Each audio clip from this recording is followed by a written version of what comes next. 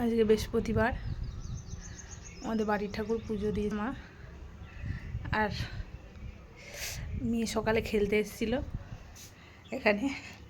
এই যে আমার মেয়ের খেলার নমুনা, ঘন্টায় একটা ঠাকুরের জামা পরিয়েছে, আর এটা গঙ্গা জলের বোতল, এতে একটা ঠাকুরের জামা পরিয়ে আসনে বসিয়ে নকুল দানা দিয়েছে,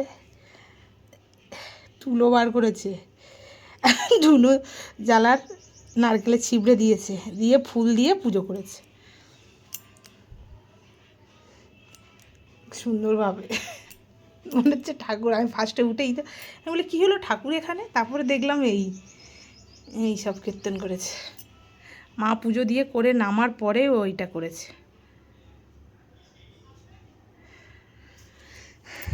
আবার এখানে এই যে চন্দন বাটাটা নিয়ে এসছে,